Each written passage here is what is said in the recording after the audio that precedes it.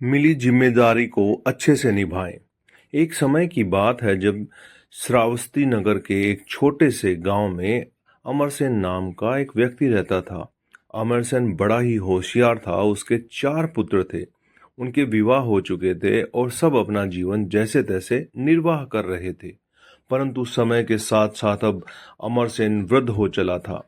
पत्नी के स्वर्गवास के बाद उसने सोचा कि अब तक के संग्रहित धन और बची हुई संपत्ति का उत्तराधिकारी किसे बनाया जाए।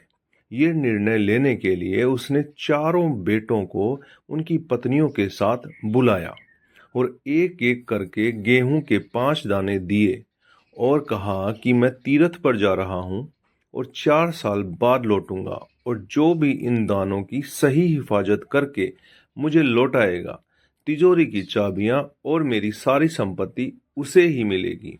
इतना कहकर अमरसेन वहां से चला गया। पहले बहू बेटे ने सोचा, बुढ़ा सठिया गया है, 4 साल तक कौन याद रखता है। हम तो बड़े हैं, तो धन पर पहला हक हमारा ही है। ऐसा सोचकर उन्होंने गेहूं के दाने फेंक दिए।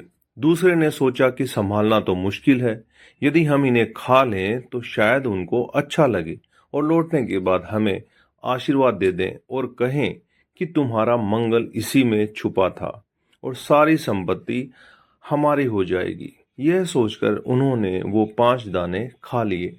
तीसरे ने सोचा, हम रोज पूजा पाठ तो करते ही हैं और अपने मंदिर में जैसे ठाकुर जी को संभालते हैं वैसे ही ये गेहूं भी संभाल लेंगे और इनके आने के बाद लौटा देंगे।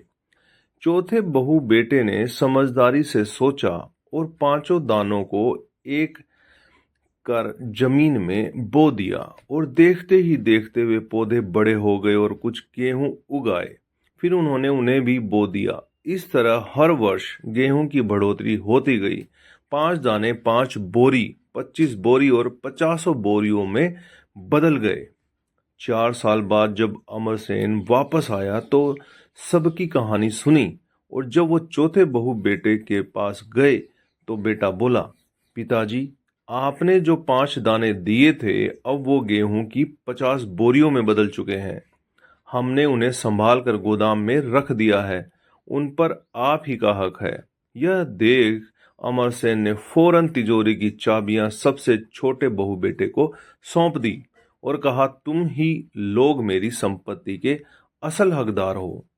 इस कहानी से हमें शिक्षा मिलती है कि मिली हुई जिम्मेदारी को अच्छी तरह से निभाना चाहिए और मौजूद संसाधनों, चाहे वो कितने कम ही क्यों ना हो, का सही उपयोग करना चाहिए। गेहूं के 5 दाने एक प्रतीक हैं जो समझाते हैं कि कैसे छोटे से छोटी शुरुआत करके उसे एक बड़ा रूप दिया जा सकता है। तो दोस्तों, ये आपको कैसा लगा नीचे कमेंट करके बताइएगा। नए हैं तो चैनल को सब्सक्राइब कीजिएगा, शेयर कीजिएगा। आप सभी लोगों का तहे दिल से बहुत बहुत धन्यवाद।